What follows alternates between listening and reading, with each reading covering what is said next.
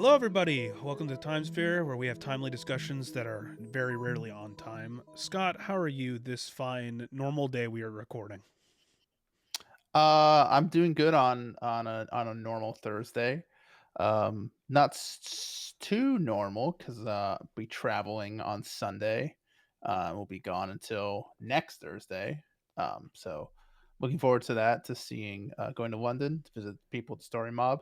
Gonna do some work, eat some food, walk around the city a bunch, and yeah, not excited about flying because I don't sleep well on flights. And it's essentially one of those ones where it's like it's a red eye. So I'll leave Sunday night and get there pretty much Monday morning and then just go right into the day. So I did that when I visited Ireland with my family. And man, did I crash hard at the end of I guess you can call it the second day, but really it's just one long day because I can't sleep. My girlfriend was able to sleep on the plane, but I wasn't. But it's a I solo travel, so I yeah. I do the thing that everybody does when, or that a lot of people do when they prepare for travel. I get everything ready for the flight, like I'm gonna have like however long on the flight to do things, and then I just sleep. I Mm, cannot stay awake. bring a Any book, fully Yeah, charged earbuds, yeah, fully charged. No, see, I listen to maybe a music. handheld. I listen to music or a podcast, but then typically I'll be like, Mhm. because I so for reference, I get motion sick really bad.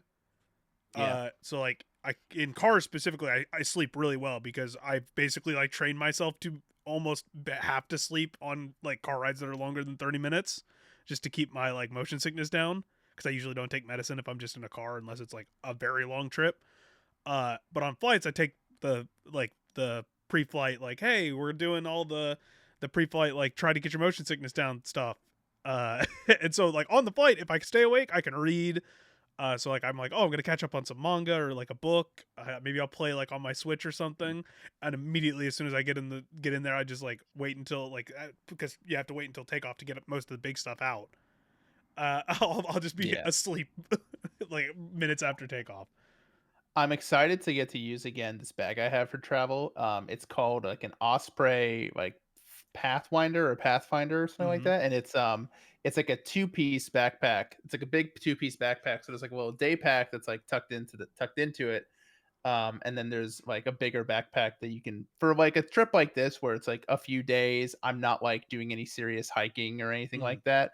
It's perfect, and it's like I can just have it on. I have to like because I'm like I don't do it anymore, but I used to be like really bad at like leaving a bag somewhere. I once left like one of my duffel bags on a bus after getting home from a trip. I did the whole trip and it was fine, and then You left the duffel. I got dropped off right from my neighborhood and left it on the bus, and I had to like get a ride into I had to take a different bus the next morning to like where the bus depot was the next day and then get that and then take the bus back. This is when I was in college. I didn't have a car. So it's just a big process. But this takes it all away. So I'm excited for that trip, excited to see the folks at Story Mob. Yeah, So I'm I'm looking also forward to this traveling. weekend. I'm just going on a short little trip with my dad and my brother out to Pennsylvania. So I had a for a kerfuffle trying to get. We bought tickets to the Colts Steelers game, Hmm. and had a kerfuffle trying to get the third ticket. I got two, didn't get the third, so had a whole 2 hour conversation with support on that. Was worried about that, but we got that taken care of. I'm gonna meet up with Jess while I'm out there. Nice. Gonna go hang out with Jess at some Shout point. out. She has not yet told me if I'm being kidnapped to Jersey or if we're just hanging out in Philly. So we'll see how that goes. Don't let her take you to Jersey. Yeah, I've been to Jersey once. It's fine. But yeah, so that'll be fun. Gonna do Pittsburgh game. We're gonna do hit Gettysburg, and then we're gonna be in Philly for a couple days. So it'll be fun. So, Sick. but yeah, I do want to shout out before we start, like right as this article, like right as we were finishing this up, I just posted a new article over on Booster Blogs. I got to interview the lead producer of the Legacy Virtua Fighter project, and then also the new Virtua Fighter project. Uh, Back at like the end of October. So that article was going to go up on ESI before that shut down, or it got scrapped before it got shut down. But it was going to go up on ESI. Salvaged it. It's up now on Booster Blogs. If you want to go read that, I had a really good time doing that interview and writing this up. It just took some time, so I would appreciate if you went and gave that some love, especially if you're looking forward to what comes next from RGG and the Virtual Fighter series. But now let's talk about Oh God. Uh, I'm so tired of talking about How this. are you gonna nail this I don't want to segue? nail it because I don't want to talk about this. If you um, watched our last episode, we the talked the so games much about this. industry is Virtua fighting for its life against layoffs. So yeah, this is sadly we have to talk about. Listen, we I thought we'd get back to happy news because last week was such a big like here's some bunch of shitty things, but we do have to start with the big one because it's kind of hard to ignore and it's pretty industry shaking. Amazon has laid off about 14,000 different employees, and this unfortunately does include Twitch and their Amazon Games department.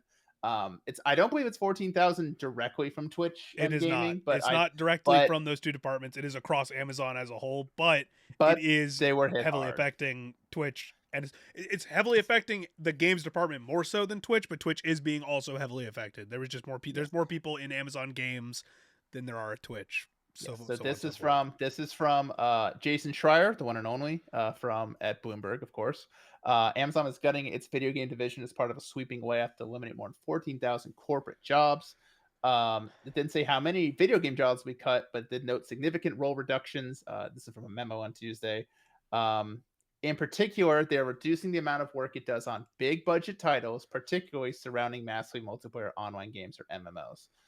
So, what games are being affected the most?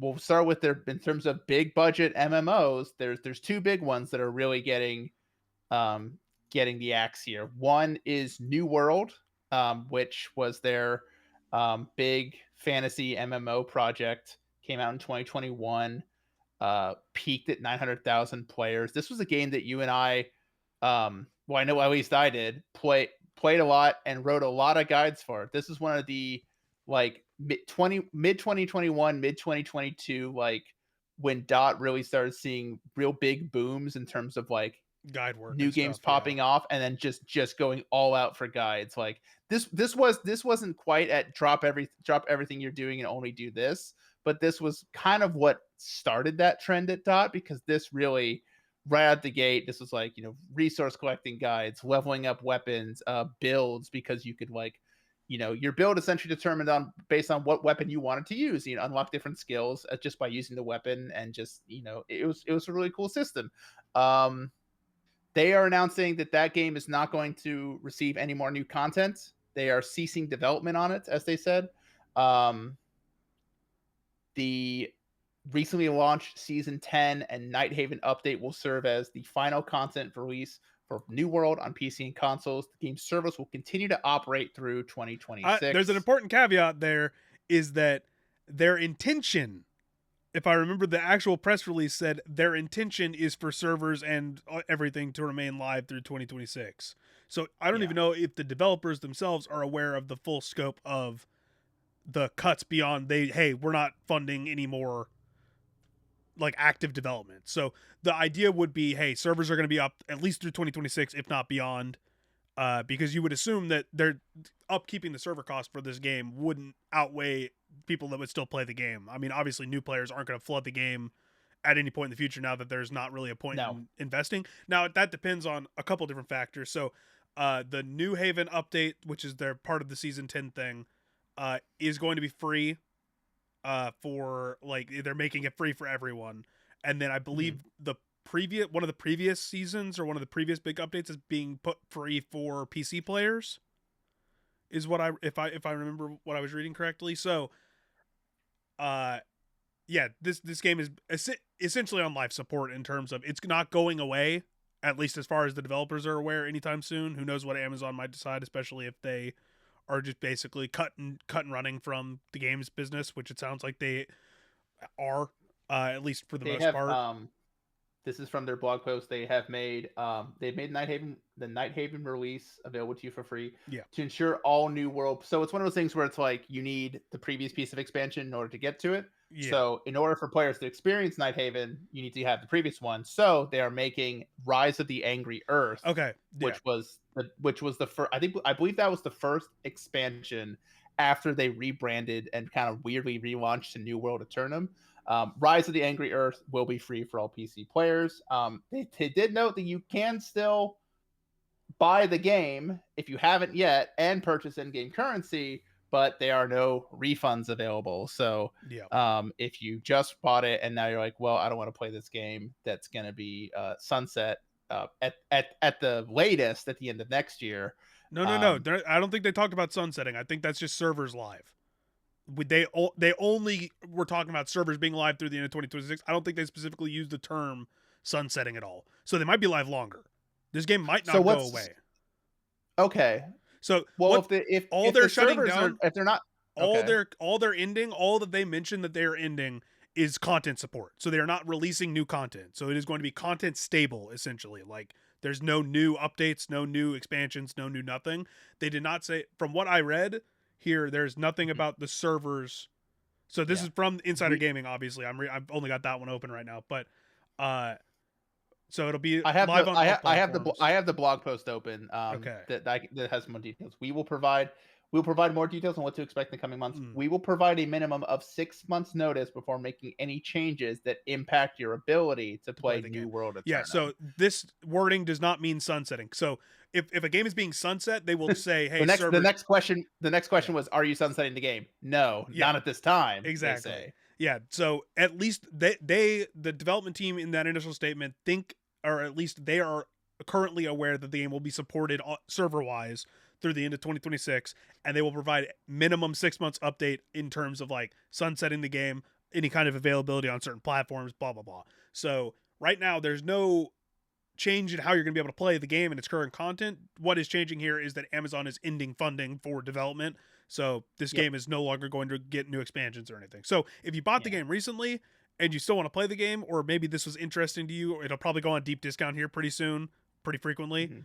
as if it already hadn't on like Steam or whatever it's available on.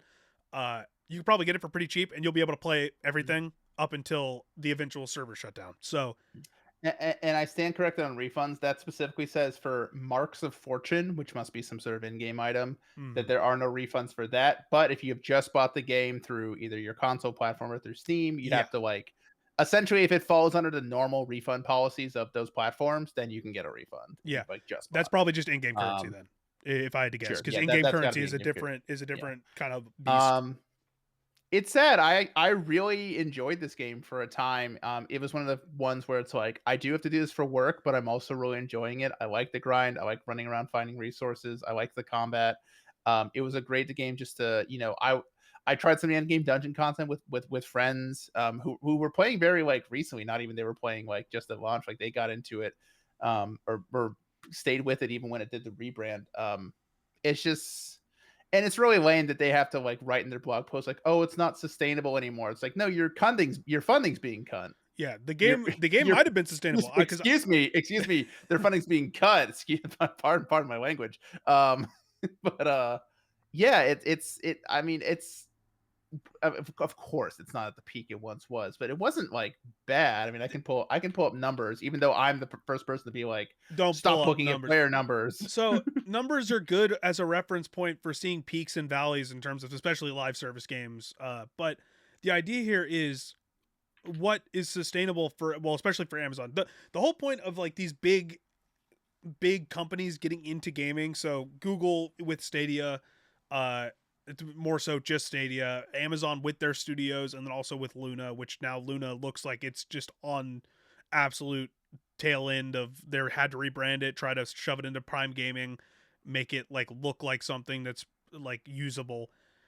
It feels like every time a big company tries to get into gaming, they expect like what? When did Amazon get into gaming? Like 2018, 2019? It doesn't feel that long Yeah. ago. Well, same with Google. They both got Amazon. into gaming about the same time. It was probably like it was before the pandemic. They were trying to get into gaming. They were trying to like, but they all want quick turnarounds. They all want to fund these Tw huge twen projects and stuff. 2012, but at first it was, like, mobile games. Yeah, I'm talking about like the full on They like they launched some of these studios that are going to make these MMOs that were kind of their big budget Amazon ideas. first announced they would create computer games in 2014. They recruited Kim Swift from Portal and developers who previously worked on System Shock.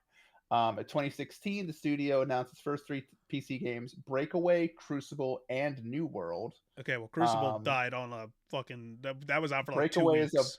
Breakaway was a team-based multiplayer brawler game that was canceled. It never Yeah, released. Crucible got like So New launched and then World, so they unlaunched. went 1 for 3. New World came out, and well, back in 2019, they announced that they were working on a Lord of the Rings MMO. Yep. But due to Tencent's purchase of the developer that was going to work on it, and also some contractual disputes between Amazon and Tencent, they canceled that game.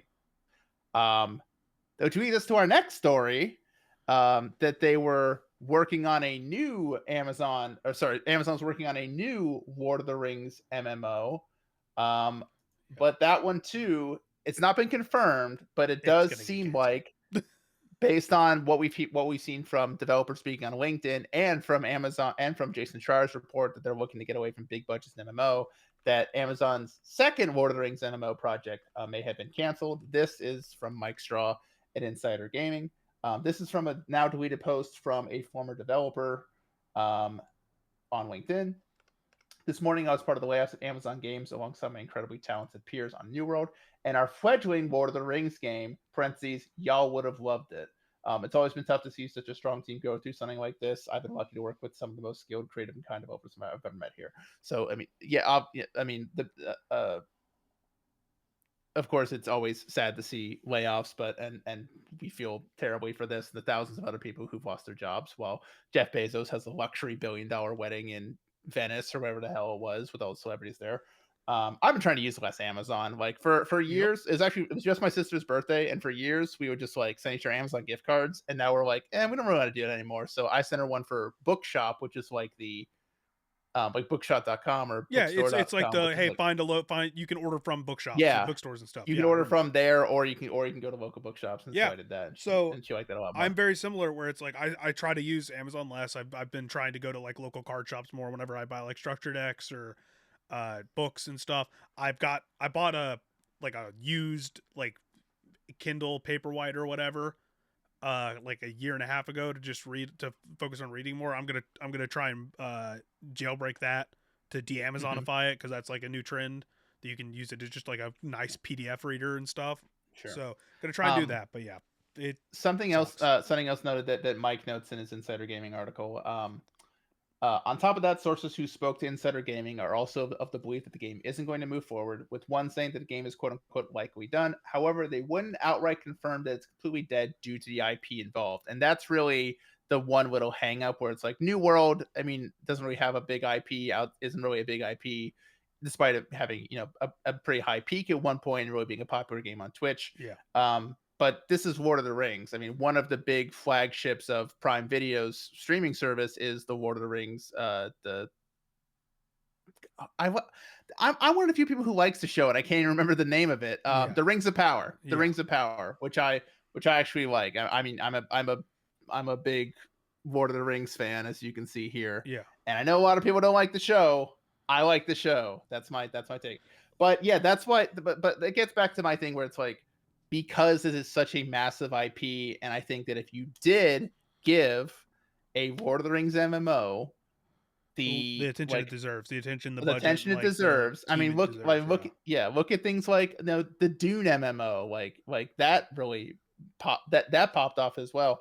Um, I mean, you look at, I mean, the gargantuan in the space still to this day is World of Warcraft, and so fantasy MMOs, I think, I mean, Riot's still working on theirs, to my knowledge.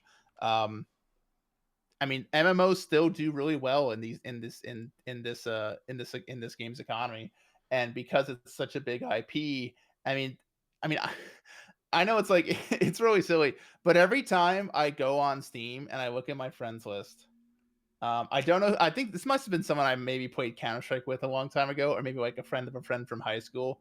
But I always see this one guy who is always playing Lord of the Rings Online, by originally made by Turbine, yep, which is like a Warner Brothers game. It's still going. yep. People are still playing it. There's still content coming out for it. Um, and it's like this game is like, God, like over a decade old at this point, and people It's are still same thing playing with it. Hey, DC Universe Online is still like yeah, it's the same thing. I played that one too. Yep. And it's like, why do they keep taking these Lord of the Ring games? Like, first of all, I mean, they took away Monolith, Yep, Monolith's dead. like who were making some of the best Lord of the Rings games, and now this is gone. We still a portal we supposedly have, and this was an insider gaming report we probably mentioned a couple weeks ago that a new third-person action game is in development with investment from the Abu Dhabi Investment Office. Yeah. That was Mike Starr reported on that a couple weeks ago. But it's like aside from that, I mean, the only other thing that came out recently was the Gollum game, and ugh, Yeah, yikes. let's put it this way. Let's put a bow on Amazon's kind of like gaming venture here in terms of like Yeah. MMO. So, not only did they New World is going to eventually shrivel and die, and it's not going to get saved. I don't think Amazon's going to sell it to someone that would keep development going. I don't know if there's interest in that. It just feels like that's eventually going to its servers will die and the game will die with it. The IP will go away. The Lord of the Rings game, similar to some of these other games that have been like into development somewhere, maybe they're like because it's is it was it Amazon like was it wasn't an Amazon owned studio working on it. I forget if you mentioned that because if it was Amazon Um, owned studio working on it, that's different than an external studio working on it and then that essentially like being scooped up by like another publisher or whatever because that's what Microsoft was eventually was trying to do according to like VGC and a bunch of people trying to do with the Perfect Dark remake was yeah we're not what before they completely ended development on it and canceled it they were trying to find a they were looking around for potential publishers so so this for context. All right, so I actually have a source here. This is from Amazon Game Studios officially. This was in this was in 2023. Amazon and Embracer Group's Middle Earth's Enterprises strike deal for new Lord of the Rings game. Part of the Amazon Embracer announced trying to see who the game is in early stages of productions with Amazon Games Orange County, makers of the popular open world MMO game New World, leading okay development. So it's a New World so studio. there is a chance that okay so that might actually change my opinion on New World potentially being saved if someone swoops in and essentially like finds a way to take that Buys the studio. But who yeah. knows how many layoffs they had You at that you studio? Who knows anything about like the behind the scenes at the studio at this point after all these Amazon yeah. layoffs? So that there is a chance that And yes, it gets you'd saved. also have to pay a pretty penny for the I mean especially for Lord of the Rings. New World probably not so much, Well, but it if could you're be but like Embracer Group that comes in and takes like or whatever the remnants of Embracer Group, whatever they're called now, like part of yeah, that well, company comes in and does it. Embracer still wholly owns Middle Earth Exactly. Enterprises, which means So they own the rights to make Lord of the Rings video there games. so if there is a chance which there's a slim chance that it gets saved then that would be whatever the corpse of Embracer Group swoops in and gets that studio or salvages the that it's really weird because it's an Amazon the Amazon studio is working on it so that kind of limits Yeah. the ability to save it I will say similar ish thing happened with Blue Protocol earlier or like last year when Bandai Namco and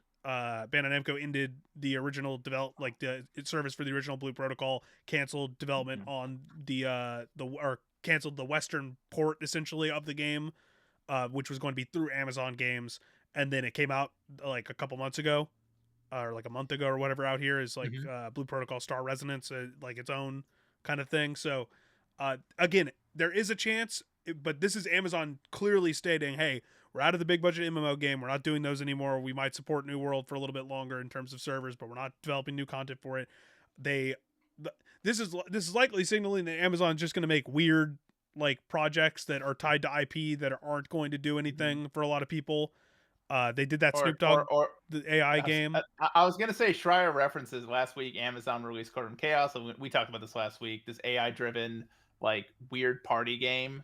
Um, Schreier also mentions the earliest month company put out a party game called King of Meat, which Uh, peaked at 253 concurrent players on peaked at 250 yeah, concurrent players on Steam. King of Meat was another one that had So like a little bit of hype going in and got like in front of people because obviously it was published by Amazon or whatever. But the idea here is like they're gonna try and find these like little successes that are like funded at a. They're gonna try. This is gonna be a trend where it's not just like casual AI. So this is from Schreier. This is from his original report. The company's Montreal studio. Sorry, in recent months, the company's doubled down on Luna, the cloud gaming service. The company's yep Montreal studio will continue development of the strategy game March of Giants. They will continue to release quote unquote casual and AI focused games for the Eh, cloud service, according to the memo. So that's like, the what's it called? The Court of Chaos. The San Francisco based external studio Crystal Dynamics, which we know from the Avengers game, yep. is still working on a new Tomb Raider game, and UK based Maverick Games continues to work on a racing title.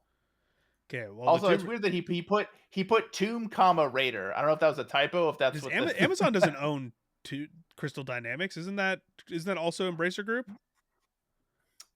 I mean, he brought it up in I mean, the Embracer Group in this owns. Amazon article. Let's Doesn't look it up. Embracer Group own Tomb Raider? Or did Amazon buy the rights to Tomb Raider? Someone Crystal. Square Enix sold the rights to Tomb Raider for basically nothing, along with Crystal Dynamics. And I thought it was to Embracer Group, but it might have been to Amazon. Let me see here. Crystal Dynamics, the studio, is known.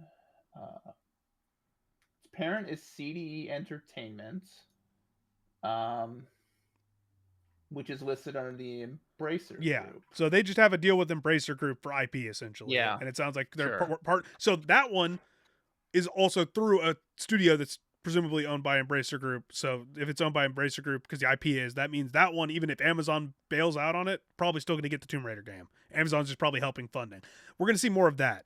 We're going to see more of Amazon Yeah. partnering with people to publish and or help fund games, Mm-hmm. or these like unfortunately AI assisted whatever littler Yeah. experiences, because a lot of companies I feel like are going to try and capitalize uh predatorily on the friend slop genre Mm. that has become like the new, I hate that term, but like that has become the new wave of like these little successes, like the Duckov game, million plus sales in like a week Mm. and a half.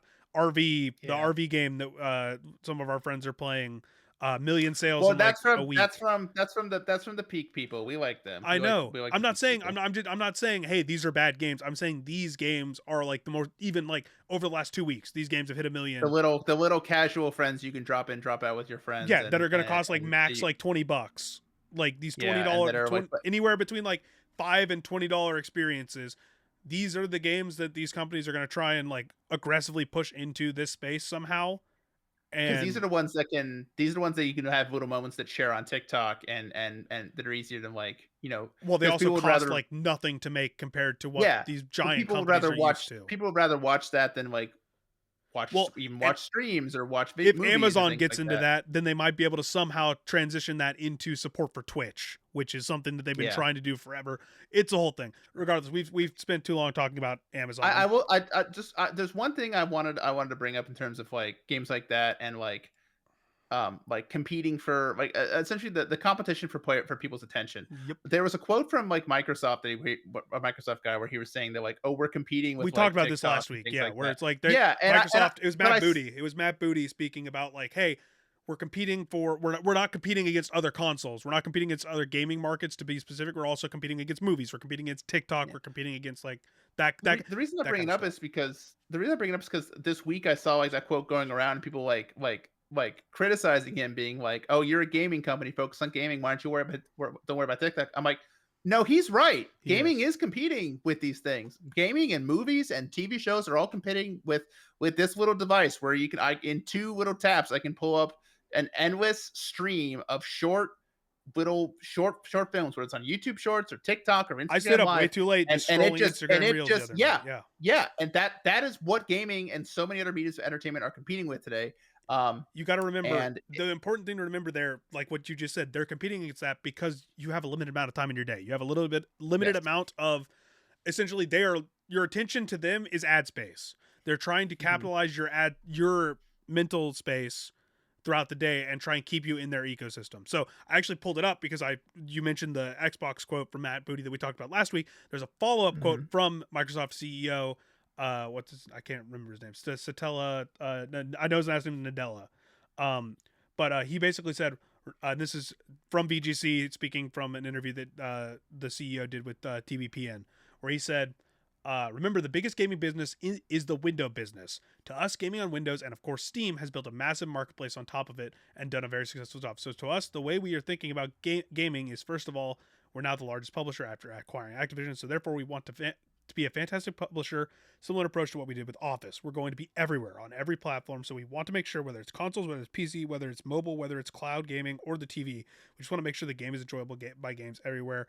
We want to do innovative work, blah, blah, blah. At the end of the day, console has an experience that is unparalleled. It delivers performance that's unparalleled. I think the system forward. So I'm really looking forward to the next console, the next PC gaming. He just kind of goes on and on about this stuff, but he's talking about the Mhm. model basically competing with TikTok, short form video, and not as concerned with like other gaming platforms, because specifically for Windows, it doesn't matter because they're window, like Microsoft has Windows. Windows is automatically like the default gaming platform for a lot of people. Mhm. So they're already winning that. They're just not winning the console wars because Xbox is going away in a way. Yes. So but yes, 100% agree on that point, where it's just like people aren't understanding the actual value of these comments because Mhm. they're like, oh well, you're losing the PlayStation. It's like, you're not looking at the full picture here. The fight for the attention span will be it'll be an interesting war in 2026 when GTA 6 finally releases. Speaking of GTA 6, getting really good at these segues. We have a very rare, good take on AI. And this comes from like a CEO of a really, really giant publisher. And usually, when I hear a CEO of a giant publisher has a take on AI, it's usually not good. But we'll give credit where it's credit due, with to a degree, to Strauss Zelnick. This is the Take Two Interactive CEO. Take Two, of course, owns Rockstar, GTA. So they're doing GTA. 2K Studio. I believe Take Two still own. No, Gearbox is separate now, right? They Gearbox left Take Two. is owned by someone else. I'll look that up while you talk. But Take Two always owns 2K, NBA 2K. We're not getting get into our big diatribes about NBA 2K again. But obviously, the CEO of one of the biggest publishers and owns some of the biggest IPs did an interview with CNBC, No, and no, he no. was asked about AI. Gearbox is now owned by 2K, so they are under Take Two. They were owned by Embracer Group from 2021 to That's it. 2024. They So they when they fled sold Embracer for Take Two. 2K now, so they And so own them now. Yes. this is Take Two Interactive CEO Strauss Zelnick. He was asked about AI. He told us to CNBC, but this article is from Mike Straw at Insider Gaming. Um, he was asked about the idea of AI, and he remained skeptical about it. We have to protect our intellectual property. This is from Strauss. Quote: We have to protect our intellectual property, but more than that, we have to be mindful of others. If you create intellectual property with AI, it's not protectable. Let's say there were no constraints on AI. Could we push a button tomorrow and create an equivalent to the Grand Theft Auto marketing plan? The answer is no. A, you can't do that yet. And B, I'm of the view that you wouldn't end up with anything good. You end up with something pretty derivative. Um, End quote. As far as why Zelnick said that AI is, quote, backward looking, AI production is Yeah, it's a new sentence. is backward looking. AI productions, he said, can quote unquote feel new because of the predictive models. And though there are things the data is built on can there and though there are things the data it's built on can solve for, there are still areas that simply can't. Quote, anything that involves backward looking data compute, it's really good for that, and that applies to a lot of things. What we do at Take Two, anything that's attached to that, it's going to be really, really bad at. So essentially, what he's saying here is that it doesn't have that AI doesn't have the same doesn't have it can't create anything new. And this Yep. is what we've been saying, and people online, especially artists and musicians, have been saying for months and getting close to years now as AI has become more popular. It's not creating anything new. It's just taking from something old. And so eventually, I mean, he doesn't outright say we won't use AI and we never No, he will. doesn't. He's saying right now it's nowhere near the point Let where you can really rely on it. I've got 2 points to make here. I really like this last quote from him, where he says, anything that involves backward looking data compute, it's really good for what that applies to and that applies to lots of things. So this is basically the argument for what the difference in the AI movement is. There's actual AI like stuff that can be used in computing in all of these different areas of like the things that AI has always been used for, the thing that AI is meant to be used for, where it's meant to be used to improve these programs, to improve tech, improve like processing power, improve Problem like back solving. end development in terms of like how things are searched for, the way data can be like looked through like improving like the speed at which you can look through things and like diagnose problems and all that. That stuff is like what that is good for. What is not good is generative AI, because generative AI takes old things and repurposes them into quote unquote new things that don't actually learn from anything new. They're just using the old things to cobble together a Frankenstein. So the point, a good point that I saw in this during a bunch of like recent advertisements and stuff, especially during like the World Series and stuff. OpenAI is doing like their first full run of like essentially like advertising campaign. Like they've done a couple Mhm. of ads here or there for their different products, but they've never really done a full campaign. Guess what? That campaign has nothing, no AI in it. Like Hmm. other than like the concept of like this is like them asking Chat GPT for like a recipe or something. I like whatever. The Mhm. actual video, the actual ad, the actors, none of it, or at least to what I can tell and what I read about through these posts that I was reading about on the 'Cause it's opinion, not good. is done through It's AI, not a because good none of it's quality. good. They shot it in like 35 millimeter film to make it look good. And it's like, guess what? AI is not going to do You're that. AI pro is nowhere you're close to proving being the able to do point that that. we shouldn't use shouldn't use this.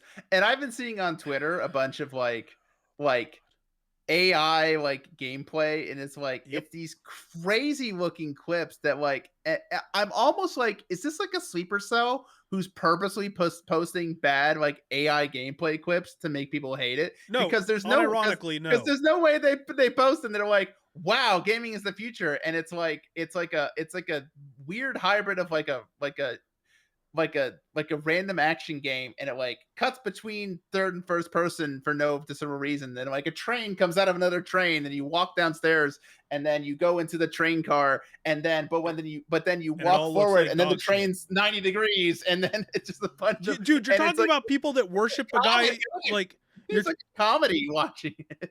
these are the same people that post that are the same people that worship a dude who just launched Grokpedia or whatever, when he still Oh my argues that god. like when they still have trouble like because when the AI is still their own AI is dunking on them because it's using factual sources that they don't agree with because they think it's a liberal source or whatever. Like these people are stupid, and Yeah. it's the only reason that we have to put up with them is because a lot of the people in charge of them have so much money. Nvidia hit like what, a 16% of the entire US GDP is like propped up by Nvidia right now as of like yesterday or whatever. And half, how much of that is just AI investment? How much of that is an Ouroboros because they keep feeding into each other like we keep talking about? Because Nvidia pays OpenAI, OpenAI pays Microsoft, Microsoft pays OpenAI, Sony pays what? It's an endless cycle of none of this matters. Mm. All of it's in Yeah. some form of bubble, and once it pops, we're all fucked. I will say there's also, I do want to just, I was looking through the interview again just directly from CNBC, see if there's anything else that was like really that really popped.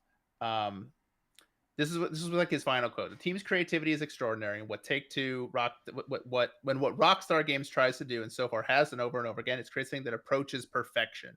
There is no creativity that can exist by definition in any AI model because it is data driven. So he's essentially what we've been saying here. There's no creativity, there's no uniqueness, there's no, it's not like so much of art and film and music and gaming is taking what works and then bringing new ideas into it or refining those ideas. What AI isn't refining or doing anything new. It's just taking the old stuff and just repackaging it. Not And only you see that, this all. it's also like to that point, and you said it really well. It's not only packaging it, it's also none of the people that are making the AI or that are involved in like this type of discussion or this type of product have been on a Mhm. film set or have been No, in like a theater production. They don't see the not only the practice and stuff that goes in, like they can assume how much yeah, rehearsal and stuff goes in, they just feed the footage in, and then it spits out but they don't see a the sloppy recreation the of it. multiple takes. Like you always hear actors talk about like how they go back and forth with the director on takes and they improve the take based on that and they learn from their own experiences on that. So you don't get the multiple takes to learn. Like you don't Yeah, get that's why a lot of people were really like stopped publishing like you see a bunch of like artists, especially just like in niche online spaces, publish like their start to finish like recordings from Procreate, because Procreate you can mhm, natively record like your start to finish product of going from nothing to a full art, like an art piece. They stopped publishing that because that could be used to train AI in a way that has the full process, and they were like, we don't want to help doing that, so we just lose no. that touchstone, which I enjoy looking at that kind of stuff, especially as someone who's trying to learn like how to draw like digitally. It is, they have no through line. and the Yeah. people in charge don't see that. They just see, oh yes, we can feed it like, I don't know, any of Quentin Tarantino's movies. Put Quentin Tarantino Yeah. movies into this thing, and we can make a Quentin Tarantino movie. That's not how the artistic process works at any level.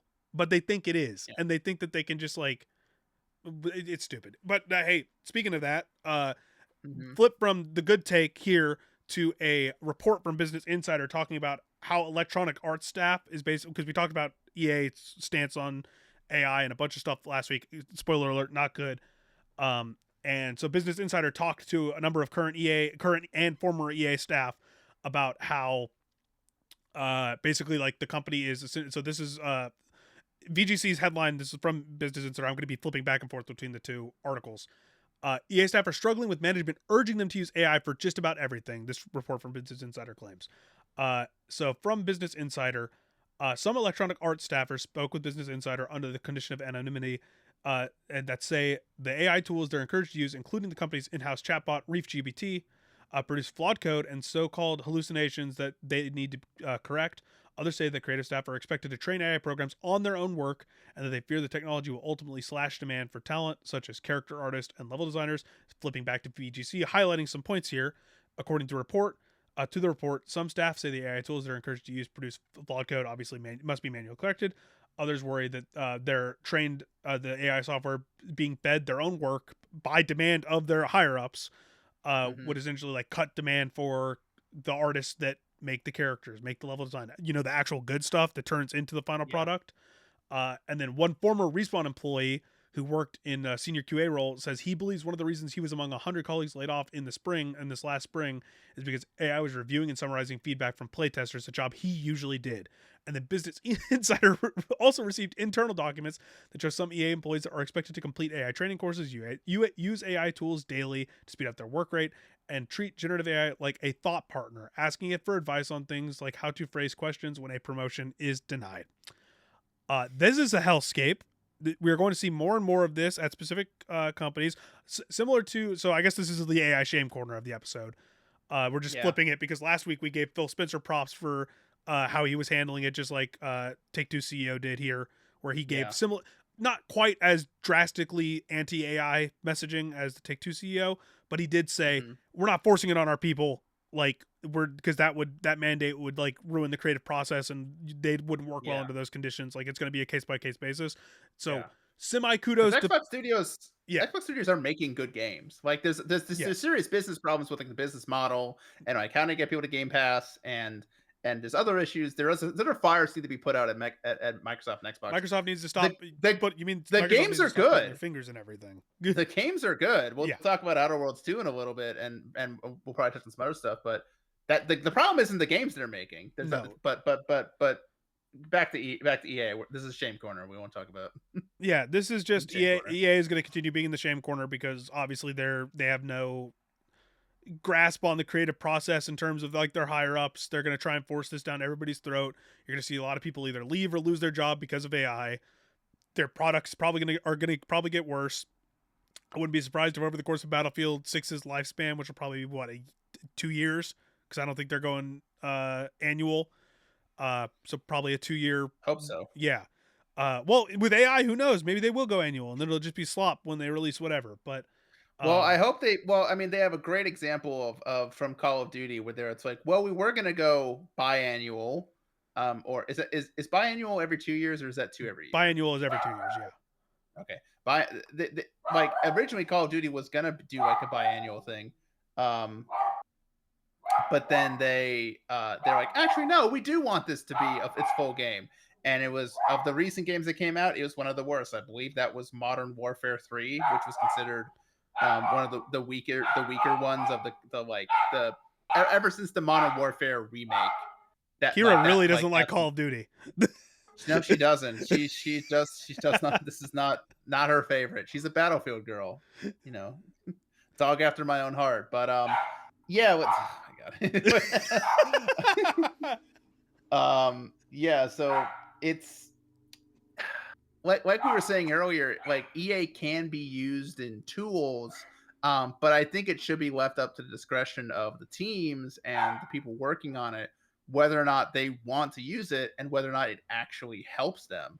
essentially, here's the thing: in forcing something on your employees is never going to work, even if it's good for them. I'm not saying AI is good for the employees. Let me be clear, but even if it were a good thing, forcing employees to you have to use this, it's gonna draw blowback. It's gonna draw criticism. It's just it's just really just it's just really disappointing, especially and like the respawn employee is a great job. It's like they do want to give AI like jobs to AI and cut the amount of jobs they have. It's already happening. And It's already happening there. It yeah, sounds it's like already so. it's already happening and it's probably gonna get worse. Yeah, yeah. I don't know, man. It's a lot. I It's a lot. we're probably gonna have updates on this every week starting now. Like this is just how it This works. soon we'll be able to chat GPT the weekly AI shame corner, and then we don't even have to do it. We can pass the buck too. I mean, eventually we'll just do. I mean, I've seen. I legitimately, like I said, so before the podcast, I was talking about like going through and using my last Audible tokens that I had Mhm. from like a deal I had because again, trying to de-Amazon. So I was just like, oh, I've got like some Audible tokens left over from like a deal. I'll use these before and cancel my subscription so I don't have to pay them more money. And I was like, oh yeah. Uh, some of the stuff they were recommending to me are just straight up AI novels narrated by virtual voices. Do you think They're there's a Do you think there's a podcast hosted by two oh, AI 100%. people? And Oh yeah. it's just Oh them. yeah. What do they even talk about? They don't. They just feed topics into the machine, and then they have the two voices argue with at each other. That's And so dumb. there's probably someone who has a podcast with an AI co-host. Yeah, Like that's it's probably multiple it's podcasts. I don't know. It's stupid. I mean, grifters use podcasting as a way to indoctrinate people all the time. So I mhm. wouldn't be surprised if there's someone so like appalling of a person that they can't even get a co-host that they then use AI to co-host with them. But yeah, I don't know. We can get into some like slightly better news if you want. By slightly better, I mean actual game news. We can because the pets are fighting, and maybe because this is I think yeah this maybe one of them likes Battlefield, one of them likes Call of Duty. Well, yeah, Kira's the Battlefield girl. Yeah, Maybe they're Peter's a arguing now. diehard Call of Duty player. But yeah. So So uh, this is what I got to deal with. What a jerk, Kira. Leave him alone. Stop it. but yeah, I mean, All right. Yeah. uh, yeah, Nintendo got a Nintendo. Obviously, they've done this a couple times, and it seems like it's going to become a trend where no Nintendo Direct, no big like it's just a random Thursday or whatever, and Nintendo just comes out and announces probably one of the biggest Nintendo Switch 2 updates for a game ever. So they've been doing this thing where they're updating some old Nintendo Switch games with Nintendo Switch 2 editions where you pay a fee that is apparently varying. It's not going to be set across the Hmm. board, and that game will get new content available exclusively on Switch 2. But in this case, Animal Crossing New Horizons is not only getting a Switch 2 Hmm. update, but it's also getting a full on free update that is going to be available on Switch also. And that one will be free. But the Switch 2 version, the Switch 2 edition of the game, which I don't think I pulled a date for these. I think they're launching January like 16th or something.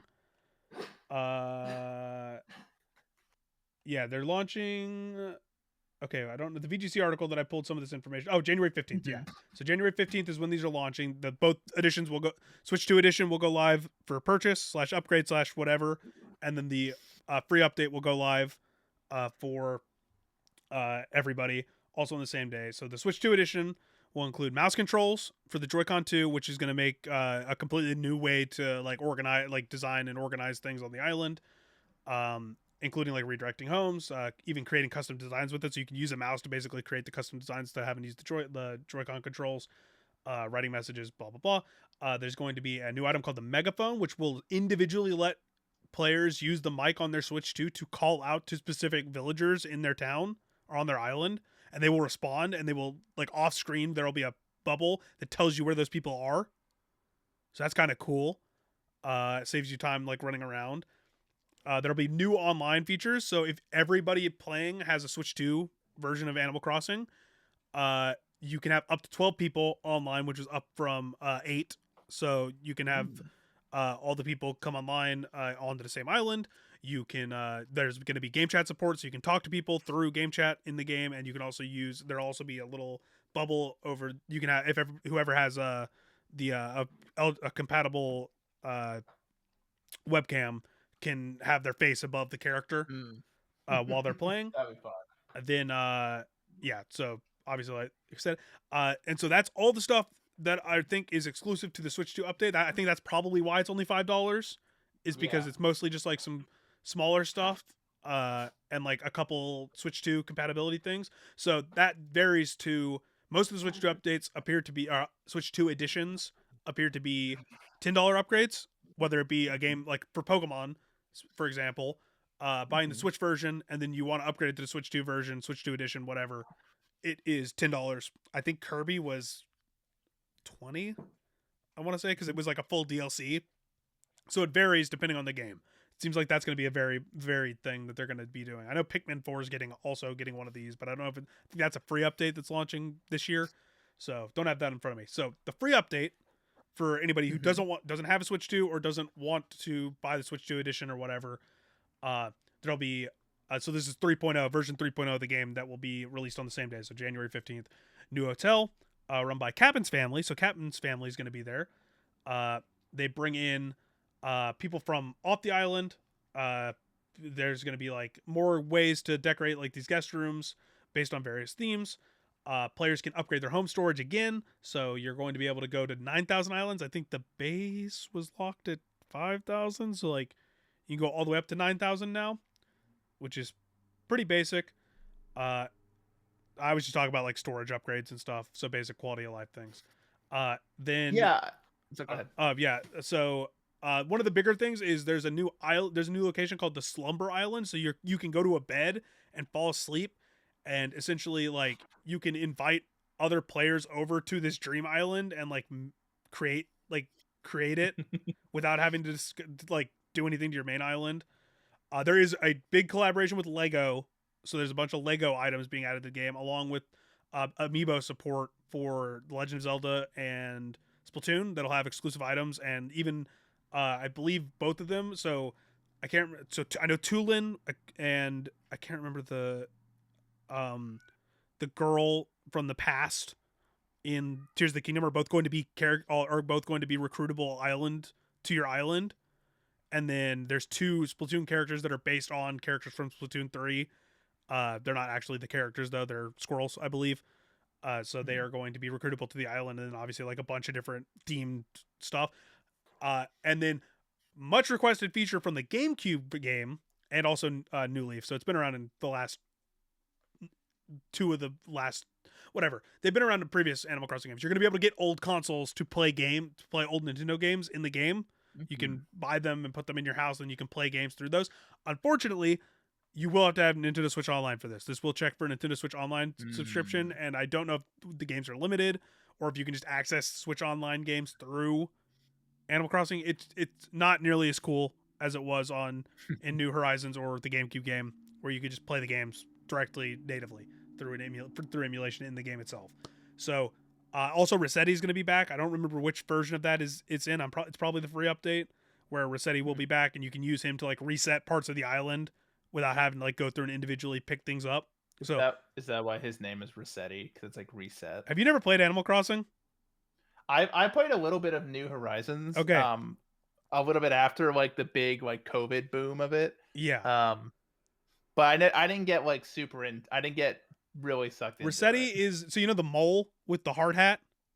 Yes. Okay, he's from older games and basically like would warn you about like resetting your game without saving, and would Okay. like pop up and be like, "Hey, you didn't save your game last time," and yell at you. Mhm. And there was a couple Yeah. other features in like some of the newer games, but yeah, so he's back. He has a new feature. It's gonna be fun. But also, this is a note by VGC, so this is the only thing pulled directly from that article that says at nearly 50 million copies sold, Animal Crossing: New Horizons is one of the best-selling Nintendo games of all time. However, the company surprisingly ended major support for the title in 2021, just after 18 months release. So there was a single DLC Mhm. released for New Horizons, and that's also available through Switch Online. If you have the upgrade pass, it's one of the few DLCs that you could basically just get for free if you are subscribed to it.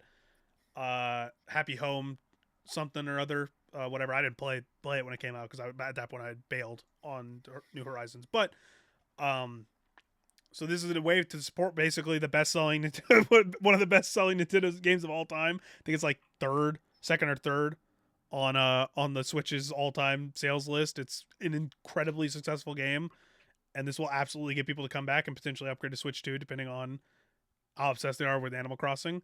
This is something that a lot of people I know wanted when they were announcing Switch 2 editions. It's not a substantial upgrade, but it is it is a new version of the game essentially with a ton of new content coming for free to the older game too. So that's cool. 50 million Yeah. sold at like $60 a pop, right? Yep. It's like Minimum 3 billion minimum more. of like That's 3 billion. $41.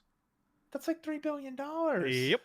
That's why Animal Oh Crossing is one my of the god. big four. I mean, it makes sense why they're doing a Switch 2 version, but also why they couldn't just be like, "Oh, it's on Switch 2 now," because a lot of people, you know, maybe did everything they want to the island and maybe haven't gone back in a few for Yeah, a while, and so you couldn't just be like, "Oh, it's on Switch 2, get it and play it." You had to like add a bunch of things. this is But getting they're people also the back. smart to make and to get the bigger updates of for Switch 1 just so, Switch 1 users don't feel left out Or because I hey, think holidays Nintendo for coming the out, most part new players. So this this yeah. update won't be out for the holiday season, but knowing Mhm. that these updates are coming, it's probably going to increase some sales.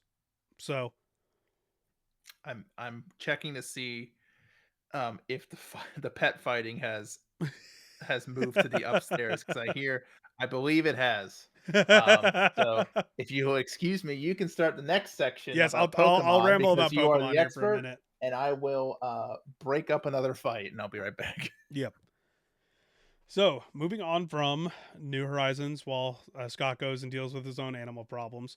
So Pokemon Legends, the Pokemon Company has announced its first big patch for Pokemon Legends EA that's going to address some issues with a couple different missions in the game, and there's also a update for the next ranked season, including like the availability of some of these ranked reward only Megastones, so the Greninjite, Delphoxite, we haven't gotten the Chestnut yet, but Delphox will get its Mega Evolution available officially in the game starting with Season 2, which begins next week, at the end of next week, I believe.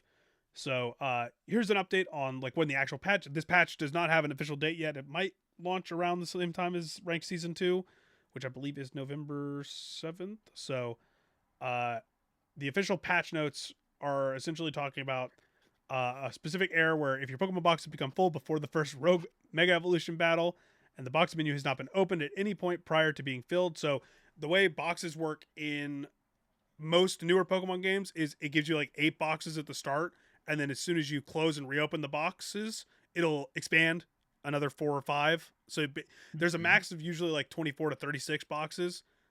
So once you fill a box, or if there's a Pokemon in the final box slot, the eighth box slot, it will then expand to 16 the next time you open the boxes. But if you catch all the Pokemon to fill up 8 boxes before you and don't open the boxes before you go into the Rogue Mega Evolution battle, and you try and catch the Absol, or they try and give you the Absol, it would essentially, or like a side mission that allows you to receive a Pokemon. Basically, you can't receive the Pokemon, so the game wouldn't know what to do. So they're gonna fix Mm. that. And then other certain side missions where the time of day switches. When the time of day switches in the middle of like wild encounters or like specific like moments of action in the game, it doesn't switch during like trainer battles. But if you like land hits or certain things happen, it might cause like basically like the hitboxes to just be unusable once the timer switches back. So whole thing there, they're gonna fix that, like just fix a certain thing. The important thing for a lot of people is the rank battle changes that are going to start with season 2. So starting with rank battle season 2. So again, we can assume that these updates will all go live when rank season 2 starts, which I believe is November. Again, I believe that's like November 7th, but I'll double check that. Uh, but they're changing how rank up rewards for Megastones work during season 2. So before, you would need to reach rank K. So that is, you start at rank Z, you go to rank A Mhm. in this online ranked mode. You need to reach rank K to get the Greninjite. You get other rewards along the way, but that is when you get the Greninjite, the Megastone for Greninja. Previously, we thought that it might only be available in Season 1. That is not the case. It will now be available in Rank Season 2 at rank Mhm. Y. So you only have to rank up once, which is basically just one battle. And then you get the Greninjite. It's Yeah, Are they gonna be like the equivalent of like Marvel Rivals players who only get the gold for the skin? Is that it would have been it. similar? Yes, I literally But got to rank this K. seems like it's this seems like it's more it's not just a skin. This is bigger than a skin. This is You like a will pretty literally be able to use this Pokemon. So this is the only way to get those megas. okay. So I do not hate that it's part of a rank reward system, but I hate that it is locked. At least the bar is low. The It bar is, is being but made there. you have to have Switch Online to play this. So some Oh, players that's won't be able to get right. these megas at all, Iggy. which Ugh. is what I hate about it. I don't hate that it's That's rank yeah. rewards. I hate that it's locked to Switch Online. Sure. So, Yeah. No, I get that. That's lame. but so Greninjite is going to be available again in season 2. So even if you miss playing in season See, 1, okay. you will still be able to get the Greninjite. It will be available at rank Y. So literally one battle or maybe two if you lose, but probably just one battle, you'll get Mhm. Greninjite. After another. Yes. And then the Delphoxite won't be at rank K, it'll be at rank S. So they're basically scaling it back a good chunk of levels. So you no longer have to do any grinding. Because when I played this, because I played it for the first time like start of this week, just to get the Greninjite and kind of play online to see how that felt, which I like it. I like how the online feels. Mhm. It's very chaotic and fun. But Mm. I won like my first 5 battles with no issue whatsoever. And then because I assume because I was playing against some people who were basically jumping in like right when it was Other new available. players. Yeah. Yeah, Mhm. because you can jump into ranked online pretty early, and all your Pokemon scaled to level 50, uh, regardless of how high or low they are. So it's like okay, cool. But my Pokemon were like in the like high 70s, and I had like trained their EVs and IVs and stuff a little bit, so they were pretty strong. So I won like the first 5, and I got to rank like in without Mm. losing a battle. And then when I got to rank in is when it really started like, oh yeah, no, these people know what they're doing. So I Mm. assume this Okay. is to be like, hey, by the time you get to rank S, you'll probably face a little bit of challenge. Like you'll probably know what Sure. you're doing, but you'll play against a couple other players who know what they're doing. Especially Mhm. as the ranked battle seasons continue to get further, less players are playing, and more people know what they're doing. So this is a nice change. And then it also says Mega Stone rewards will continue to be re-released frequently. So they will not be like if they go. So I assume you probably won't be able to get a Greninjite at some point Mm. post like season 3, but it'll be back soon. So Mm. you might miss like a 3-week period where you can't get it, but after that it'll be back. That's great. Wish it wasn't locked to this, but at the same time, it's not terrible. Also, we will also adjust points earned based on ranking to prevent point losses Mm. based on outcome of matches and increase some of the battle rewards, which is nice because by the time I got to rank like the rank in and I was getting the same rewards as I was getting in like rank O or whatever, which isn't that big of a jump, but like the battles were significantly harder. I Mm. wanted better rewards so I could No, actually fair. justify playing it more. So again, How starts with many rank season 2. people Mhm. how many people are playing? Do we have any sales data we could potentially look We at? do. We do have sales data for the game itself. We don't have player numbers, obviously, but Yeah. so this is actually an update that we're going to talk about last But week's but but episode. what's but what how many players are on the Steam chart? That's how I know if it's a good game or not. Yeah, God, I hate people that do that. Uh, so this is an update. These are both updates from BGC. I believe they're both from Matt Piscatella. No, one of them is not actually, which is rare for game sales. But Matt Piscatella, for those unaware of Circana, which is where pretty much all your gaming sales data and chart data comes from. yes, especially the most reliable versions of it. So Yes, certainly. this is actually from the October 24th. Pokemon Legends ZA sold 5.8 million copies in its first week, making it the 5th best Pokemon launch. Uh, that is comparable to, I think it sold way worse, way worse than Pokemon Scarlet and Violet. Scarlet and Violet sold 10 million copies in its first week, which is holy shit. I believe that it's on. So 4 games above it are all Switch titles. So it's the 5th best selling Pokemon game of all time through its first week on the market. Mhm. Pokemon Scarlet and Violet sold 10 million copies in 10 million copies in 3 days. So a So high bar. That is. yeah, it's also the best selling Pokemon game of all time. Well, not of all time, second best selling game of all time, behind Red, Blue, Yellow, Red, Blue, whatever you want to, behind Gen 1. Uh, Scarlet and Violet, you mean, right? yeah, Not Scarlet the Violet same is the thing. second best selling Pokemon Gotcha. game of all Okay. time. It goes Red, Blue, Okay. Scarlet Violet, Sword and Shield. They both Sword and Shield and Scarlet Violet both passed Gold and Silver, which was a huge accomplishment. Okay. Um, That is huge.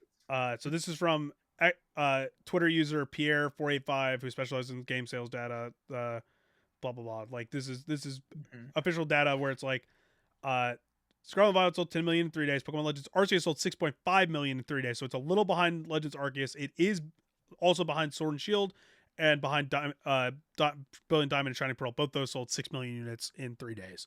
So Mhm. uh, still comparable. It's not that far behind, even though this was the first Switch 2 game. It did launch on Switch. I believe it's a half and half.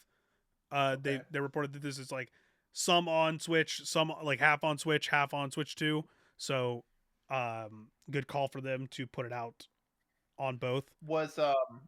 Scarlet and Violet? Which one did that come out on? All on Switch. Those are all on Switch. They're on Switch. And how far into the Switch lifetime did that one come Scarlet out? Violet was 2023. Was that a launch title or was that No, later? no. So Years the later? yeah, Scarlet Violet was like 2 years was 2 years ago. Okay. Do you think that's possibly why? Because there's not as many Switch 2s out. I mean, Yeah, it did come out on Switch 100%. 1 and Switch 2, but it does feel like, well, Well, like maybe we people have were an like, update. We have an oh, updated data here in a second, but I will say so. Let's Go was the first game that launched on Switch. That was not a launch title, but it came out within the yes. first year of the Switch coming out. Mhm. That's not on here. So the launch titleness of it doesn't matter because it was let's. I keep getting a massive full page ad for NOS energy drink when I look at a VGC article. I will Hey, never drink. subscribe to the Patreon. That way Yeah, you don't have to look please, at these please subscribe to things. the VGC's Patreon.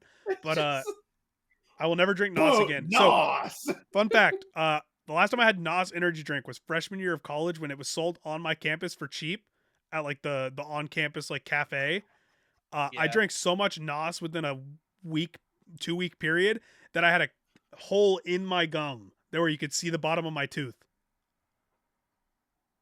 because Oh, I get canker uh, sores. And so that I do was too, but I've never had that such a high before. That's concentration of crazy. citrus in the one that I was drinking that the canker sore was so bad it was big enough and deep enough you could see the tooth Oh my through the god. bottom through like right here. Oh, good So I'll lord. never drink that again. No, no. I mean that's lesson learned. I don't even want to have. I mean, I have like a Coke Zero once like a day, like at a mini can too. I've got Yeah, C4 like pre-workout because I drink it when I go yeah, before I go to the gym because I'm gonna go to the gym after this. But like yeah. uh yeah, that's my consumption of energy drinks at this point. But no, it doesn't the back to the story. No, that doesn't really affect the Pokemon just sells. So the way you can judge Pokemon sales is before the Switch era was you Hmm. usually get the two versions and then whatever the third version is up through uh black and white. And so the first two copies of the game will usually sell better and then the third copy will sell significantly less. So Ruby Sapphire would sell more than Emerald, for example. Hmm. Um so fast forward to now where it kind of just scales up. So Sword and Shield sold well and continue to sell well for a while. Still sell a lot for a game as old as they are because that was 2019 and that was the first Hmm. full Pokemon game on Nintendo Switch because Ultra Sun and Ultra Moon came out after the Switch on 3DS. So that and then you've got within a year you get Brilliant Diamond, Shining Pearl, Legends Arceus, Scarlet and Violet. That's end of 2021 into 2022. Scarlet Violet was November 2022, and then you get the Got it. DLC through 2023. Oh wait, was it 2023? I never remember when Scarlet and Violet came out. It was definitely 2023, wasn't it? But so essentially Twenty No, to I was right. land the not maybe not land the plane, but maybe to throw the ball and complete the capture without the ball breaking. This is a good not great release in terms of sales. Is No, that this accurate? is still like well for Still Pokemon. great. Great for For Pokemon, yeah. well, I mean, it's still the fifth best selling Pokemon game of all time through 3 days, and now to That's fair. the updated data that came out a couple days ago is Pokemon Legends ZA got off to a strong start in the U.S. with the best first week physical sales in 2.5 years in terms of a That physical is great. release in the U.S. So That's great. this is a the first week sales, and this is from Matt Okay. Piscatella, also Yes. from VGC, recapping this. It says a massive U.S. launch at retail. Pascal says the total physical sales in the U.S. in the first week of release are the highest in terms of both number of physical units sold and dollar sales since Tears of the Kingdom was released in May 2023. Uh, so this is also only physical sales because Nintendo does not provide digital sales to the company. Uh, yeah, So good, good. So yeah, better than good. Great, yeah. great, So great it's launch probably gonna for break. ZA. I don't know how fast.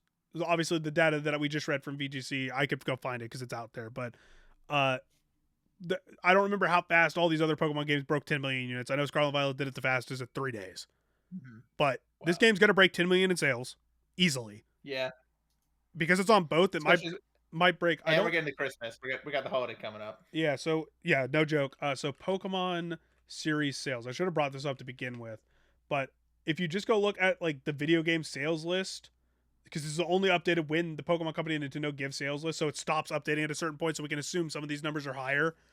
But Pokemon Red, Green, Blue, 31 million. Pokemon Scarlet Violet, 27 million. Pokemon Sword and Shield, Mm, 26 million.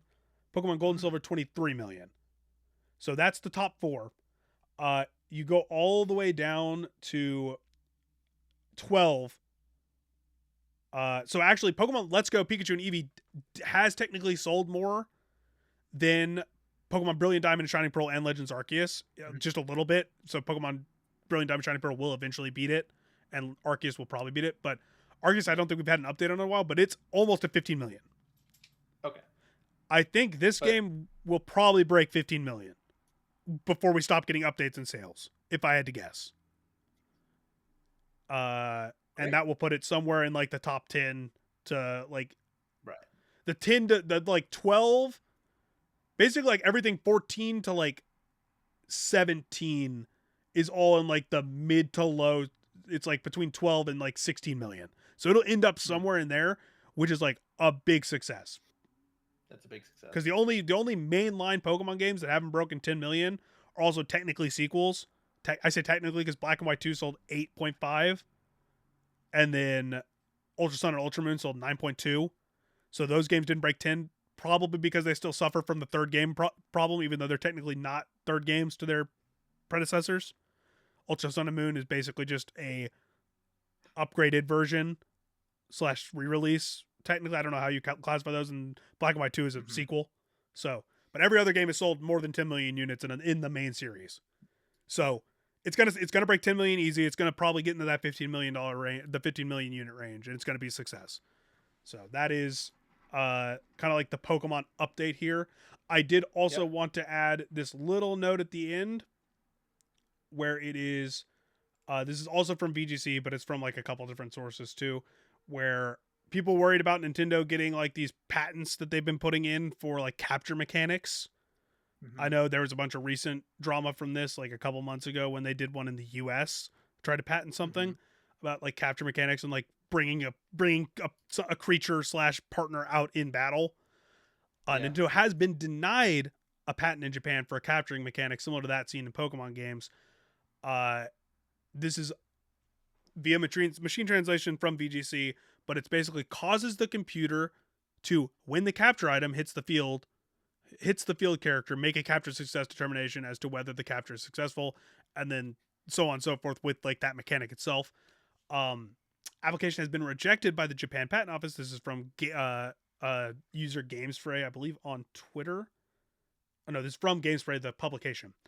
Uh, and it is after it looked at prior art, examples of the invention being used before the application was made, which had been submitted by a third party, which VGC thinks may have been Pocket Pair, Hmm. on behalf of the Makes sense. ongoing Legal. legal battle Yep. between the Pokemon Company and uh, Hmm. the Pokemon Company slash Nintendo versus Pocket Pair. That's been the topic of discussion for a while. But it then Yes. cites examples of Arc, Craftopia, which is a Pocket Pair game, Monster Hunter 4, and Pokemon Go, which have mechanics that would all fall under the descriptions in the application. and suggesting that the idea already exists. According to Game Fray, it's plausible that Pocket Bear could have been the third party that provided the prior art to the JPO. While the JPO refusal isn't binding on the ongoing legal battle between Nintendo and Palworld, or Nintendo and Pocket Pair, especially because Nintendo can appeal. It's noted that judges tend to respect the decisions made by patent examiners who have more training in this field. As such, Pocket Bear could point to this application refusal in an attempt to in legal like proceedings. So there's a whole bunch of stuff that could go on the back end here. I just wanted to bring that up at the end here to be like, hey, just keep note that that might be used uh, as this like. I mean, we haven't heard an update on it. We will not hear an update on it, Not for a especially from Japanese court until stuff has yeah. been more thoroughly investigated and decided. So we'll go So from something to there. keep an eye out. So Scott, Um, why don't you bring us home with some of this week's release, and then we got I think you yep. got a little bit of a game or something. Got a little bit of a game, so we'll fly through the releases this week. Yeah, I highlighted three ones that I think were worth keeping an eye on. Today, Arc Raiders officially came out. The playtest pretty much concluded like just a couple of days ago. So now it's out. $40 base edition, 60 deluxe. It is currently sitting at an 89% positive score on Steam. And all the big streamers are playing it. Your Shroud, your Scump, your Nade Shot, people all are the hyped for people this. who Yeah, play. People are hyped for it, and I think for good reason. I played a little bit of the closed test. I thought it was fun. I like the mood and the atmosphere. The gunplay felt good. I mean, it's from Embark Studios, who makes the finals. Shooting feels really good in their games. Um, I really like the. Someone pointed out that it was kind of like the retro, like cyberpunk, retro punk aesthetic that Concord was trying to go for, but kind of landing the ship a little bit better on it. Um, and obviously like gameplay that seems like it's a little bit more fresher. Well, yeah, I'd say even extraction shooters, even though they've been around for a little bit now, does still feel a little bit fresher because there's not been a big mainstream one. Tarkov is still popular, but like because it's not on Steam, it's got its own separate launcher. I know there's like sometimes there's some friction it's between launching on developers and Steam though, players. isn't it? Pretty soon. I believe it is. Yeah, So that'll be interesting to see as that and if see if Tarkov and Arc Raiders goes head to Tarkov, head. Arc Raiders, and then There's still Marathon hiding in the shadows. I think they just concluded their closed technical test. yes, Um, if they extended it by a couple days. you wouldn't know it was And closed based on how the Reddit was going. from what I've seen on the Reddit for people who've been leaking stuff, because it's supposed to be NDA, you're not supposed Yeah, to be talking about this you stuff. know, as The most people impressions try. are positive, so I think there's still a path forward. I mean, I mean, it's Bungie. The This one's going to shooting come is out. This one always is going to come out and stick, it's gonna come out. regardless. It's gonna come out, and then boy, between Arc Raiders and Tarkov and Marathon all out kind of at the same time, it is gonna You forgot be Escape from Duckov. Well, that's just PVE. moving on. Uh, maybe Tarkov's fun, but like I feel like silly versions of games that already exist, like It is those very are always different. gonna have like It is they're very gonna pop different off because from they're cheap and they're fun and they're silly and it's fun for a while and like you can yeah. get it for like $10 or something small. But something that's not small, it's quite big, and because we talked about this ongoing, this year's battle between Call of Duty Black Ops 7 and Battlefield 6. Well, now the side battle is Call of Duty Warzone versus Battlefield 6 Red Sec, which is their battle royale. Just came out like a day or two ago. Um, and I actually saw that the reviews for it are not good, and I want to dig more into why that is. My hypothesis is because maybe because like it's free to play and now they're trying to get you to buy this battle pass and people might be turned off from it. Maybe like the shooting does maybe like I saw some impressions that it does feel like a little too similar to Warzone and that it doesn't really feel like Battlefield anymore. So I've only played a couple games. I actually played with Tyler the other day and his friend. Sadly, there is no trios option for a group of three. And That's there's no. stupid. It's duos and squads of four. And I'm doing the what's it called the Brian Windhorst point.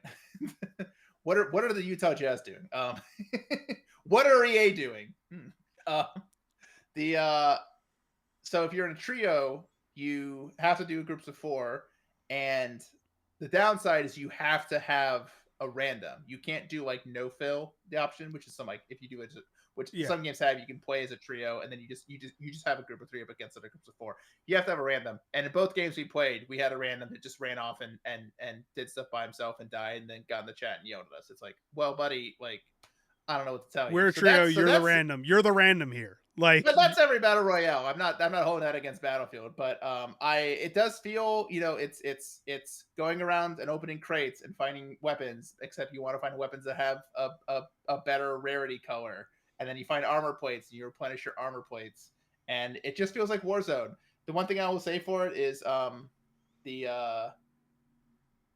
the like outer effect that's closing in on you, as opposed to like a blue storm or a sandstorm. It's like a big old firestorm. It looks sick. It looks really cool.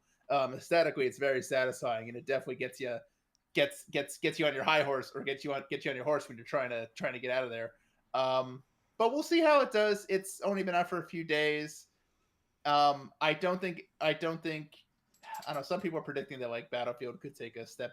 I mean, Battlefield's going to take a little dip when Black Ops 7 comes out, but then Black Ops 7 is going to take a little dip. People can come back to Battlefield, and it's going to be months before we know who really wins this race. Or maybe they both win. Maybe they both have fine successes and they can both just live I hope they happily. both And lose. as I disagree. Well, I don't care if Battlefield wins. I just want Call of Duty to lose. Is how I feel. Just because like they need to do something different. It's just they've just been doing the same crap every year, and I'm tired of it. This might be the first one in a while where I just don't play it at all. But that's fine. But something I do want to play is the Outer Worlds 2, released by Obsidian. This is an Xbox game. It'll be on Game Pass, but you can also, just buy it, because that's how games used to work. You can just buy them, It's on and they all still do. You platforms just with buy them. Switch, so go get it. Yep. It's It's being listen. sponsored on the It's more PlayStation Store. I saw that yesterday. interesting. It's essentially it's more of and a better version of the original game. So if you like the original game, you will definitely like this. If you haven't played that one and you liked Fallout New Vegas, if you like sort of fun tongue-in-cheek humor, if you like deep, deep, deep RPGs where your skills and your feats, and your perks, will influence how you can like solve quests and talk to people, you're gonna like this game. It's Obsidian, who I think has been quietly just putting out some really, really great games. I don't think they really have any duds. I like Outer I Worlds like 1. Pentiment a lot. Pentiment was great. Avowed was great. And then go back into their big highlights are from the earlier days. Fallout New Vegas, obviously considered one of the Please buy this best Fallout game so games. Obsidian doesn't just get thrown into the Bethesda Yeah. mines. Knights of the Old Republic 2, also this is by Obsidian. Yeah, like go support this God, I want to play studio. Knights. I want to play Knights of Um, the Old Republic again. I listen, don't tempt me. I don't want to go down that rabbit hole again, because I will. But I'm this feels like my next, like I usually, because like I just sort of like have a rotation of like the different multiplayer games. What's fitting my itch. So it's a little Marvel Rivals, now it's a little Yeah, we both Battlefield. have I'll get that I'll where get I'll get you're to more that of the already. multiplayer stuff than I am, but like yeah, we both have Mhm, that, like we play our multiplayer stuff with friends or like do our mhm. things, and then we have a couple games on the side that are like our single Yeah. player, like just hang out by Yep. ourselves and It do shit. was it was my DK Bonanza was one. Star Wars Outlaws on the Switch I went to, and so for me, but there was something else I've been playing on Steam. Oh, Dispatch. Dispatch. Oh, I guess we can talk about that as well. Nope, Dispatch episode can't talk. Well, three and yeah, four. 3 and 4 came out. Yeah, that'll be my Episodes as soon three as and I come back from my trip. That'll be what I play. episodes 3 and 4 came out. Um, this game's great. This I'm very game excited. is really fun. I love the characters, the way they interact. I love the little gameplay. I love just the management gameplay. The little hacking stuff is cool too. Um, the I all I will say is, if you stream this game, make sure you turn those nudity filters on. That's all I'm gonna say. Episode 4, whoo, starts off pretty. Woo, that's all I'm gonna say. I'm very Yikes, excited to. Hachi I don't think I'm gonna mama. get a chance to play it because 5 and 6 come out next week, don't they? 5 and 6 come out next week, so yeah, I'll be gone too. So Yeah, I haven't had a chance to and even start the then game yet, I'll so I've I'll got a get lot of home on catching up to do. Thursday. I'll get home on Thursday, and then so I'll probably play 5 and 6, and then episode 7 and 8. And I hope there's stuff that you can do after that. After 7 and 8 is done, it's not like, all right, you're done. Like I would think we talked about this last week. I would love if there was like a persistent like, Like a even if it's roguelike just like kind a of thing for it. Yeah. like a roguelite, like you just keep doing like the management, like the superhero management stuff. Hopefully I there's mean, like a this game is post game or something. it's Yeah. it's one of the top sellers I think so far. It is. Yeah. It's done really well. I would love to see them like keep making stuff for this game. I Because it's really fun. want to once we both finish, I'm gonna try and catch up when I get back, like try and play all the episodes that are out so I can Mhm. catch up before the finale essentially. Uh this might be one where we try and do a spoiler cast for. Like me, you, We should. we get someone else from the media that We can compare our decisions yeah, and compare see our like runs, like that kind of stuff. I This yeah. seems like a Because very I wanted fun thing. after I beat it, I want to go back and for every major decision, I want to do the opposite and Mm, I want to see what happens. yeah, I'm excited for this. Um That's gonna be fun. I'm gonna run you through a quick game. It is what's it called? What's the one the blind rank? Rewind, no rewind. I'm going to tell you a franchise, and you are gonna rank them based on how good the games in that franchise are. And you won't know what the next one is until I tell you. How many are we doing per? Five. Okay. Five game for five So franchises. we're doing it in And total franchises, like franchises in yeah, totality, ranking in blind. Okay. totality, yes. Okay. Number one, Sonic. Oh boy. That's gonna be like a 5. There's like Ooh. I have played I think every Sonic game, and Mhm. I can't say off the top of my head how many I think are like actually good, like good to great. I liked Frontiers more than a lot of people. I love Mania. I really like Sonic, like the original trilogy of Sonic games, which I played a lot, especially when I was younger. Some of the Mhm. side games are fun, but like in totality, there's a lot of bad to mid, and I don't know if there's gonna be a lot of worse like games with like Mm, so much of a mixed bag in here. mm, So I'm gonna put okay. that at 5, even though I like Sonic a lot. Yeah, damn. Shout out Sonic Adventure Battle too. Yeah. Um, next one, Street Fighter. Okay. So two's an all timer. Five is gone. Yeah. Two is an all timer. One is bad, very bad. Three, I like all most versions of three. I played way too much four in high school, and Mhm. then I like five and I like six. So I'd probably put the. I'm trying to think like what else would be. I'm trying not to pull a U last week and just like leave because I already took care of five. So I'm We not. leave the one spot. Yeah, I'm trying not to do like leave one and two for too long because I don't know. Mhm. I'll put this at three. Okay. Street Fighter isn't like my like I prefer a lot of anime fighters to Street Fighter, and I also think I prefer Yep. Tekken to Street Fighter overall. But I really like Okay. Street Fighter, so I'll put three. Okay. Um. Okay. The next one, GTA. Oh, I don't play GTA. Mm. I don't play GTA, but like I know people like GTA a lot. I'm gonna put it at This is for you. This is for you. Don't worry about other people yeah, saying but things. like like a critic. Unfortunately, I'm also like I don't view myself as a critic very like Mhm. heavily, but like I do a lot of critical game thinking. Mhm. So I'm gonna put this at two because I don't play Ooh. GTA. I don't have a lot of memories with GTA outside of like a few with like Mhm. very early five. Mhm. But yeah, I'll put it at two just because I know Okay. like how critically and beloved the series is across the board. Okay. Okay. So I got four and one Um. left. Okay. Four and one left. And your next one is Mario. Oh boy. I think I want. I'm not, now. I'm like mind thinking the mind game of like, did you put something I love at what like? Because like I love Mario a lot, and I know Mario Mhm. critically has had. I'm gonna put Mario at one. I'm Mm. gonna put Mario at one just because like Mario number one. I like Mario a lot, and it's got so Mhm. many games, and almost all of them are good. Like, because I'm not counting like all the spin-offs, which even most of those are like Sure. at least good.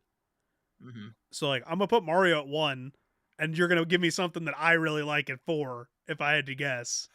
Well, Kale, you're gonna have to explain to everyone why do you think that Mario, Street Fighter, and GTA are all better than Pokemon. Okay, they are. Like we're talking about like breadth of games, like impact, sure. Like okay, I love Pokemon. Pokemon is Mhm. like was the majority of my job for the better part of half a decade, That's and true. like It I was. cover Pokemon consistently. I play Pokemon. I'm Mhm. literally in more than halfway through a second run of Legends ZA already. Like I love Pokemon to death. There's a lot of mid Pokemon, especially if we're counting Mm. like spin-offs. Pokemon Nope, does kind not of the whole reach. any Yeah, Pokemon game, all yeah, Pokemon I games. know. So like if we're talking about all Pokemon games, there's a lot of mid, and none of it reaches the highs of like a Street Fighter. Like there's very few that reach the highs of a Street Fighter. Street Fighter has fewer games and hits like more consistently. GTA has hit higher highs, and Mario has just more good. Mm. Like Pokemon, I love. I there's not a Pokemon like a main series Pokemon game that I dislike. Like Are that I you fine couldn't go with play. are you fine with Pokemon being higher than Sonic? Absolutely, because there's Okay, so because you're there's more good Pokemon games than there are good Sonic games. so your final list is number 1, Mario, number 2, GTA, number 3, Street Fighter, number 4, Pokemon, and number 5, Sonic. Is there anything that stands out in this list that you don't like? I mean, personally, like if I was going to switch it around, I'd put GTA below Street Fighter. But like, Mhm. I think I nailed it in terms of like, Otherwise pretty good. yeah, like I if this think was most people, I think they'd put GTA at the top and Mario 2. If it was me, I'd switch GTA and Street Fighter just because of personal preference. But I think GTA is a better franchise than Pokemon in terms of quality. I think Pokemon's a better franchise than I think all these are better franchises than Sonic in quality. And I think Mario is like Mario and GTA are the most comparable in terms of quality. So that yeah, All right. I think Well, I nailed it, especially for me, basically. I will. Well, if you want to leave your email out for any Sonic fans to send you That the email's anything, always in the description of the video. yep, It's Sonic always fans there. have So at angry it. Sonic fan, like put comment section, do your thing, put your ranking, roast my reasoning That's below. fine. They Uh don't know how to write anyway. It's fine. Sonic fans Uh, don't know how to write. They never aged past the age of playing Sonic Battle 2, Sonic no, Adventure no, no. Battle 2. That's They're still stuck in the Chow that's Garden. They're still that's stuck just in the that's only what Chow Garden that exists. I wouldn't. Not I wouldn't mind that if I was stuck in one place and it was a Chow Garden. I don't think that's the worst place I could be. I That's could fair. have the other probably that the little Chow Garden tune would probably get stuck in my head. Then I'd probably go insane.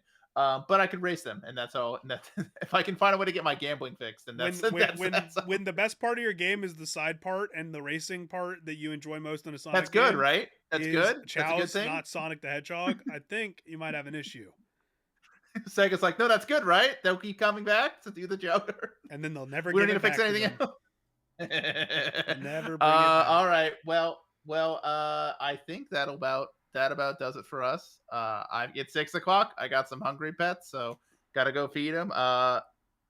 Have fun on your trip next week. I don't know what we're doing for recording or if we're doing anything, We're gonna be but doing we'll the same figure it thing we out. did. Well, we're gonna be doing the same thing we did this last week, except for we're not recording for 2.5 hours. Definitely We're not. gonna do a later recording.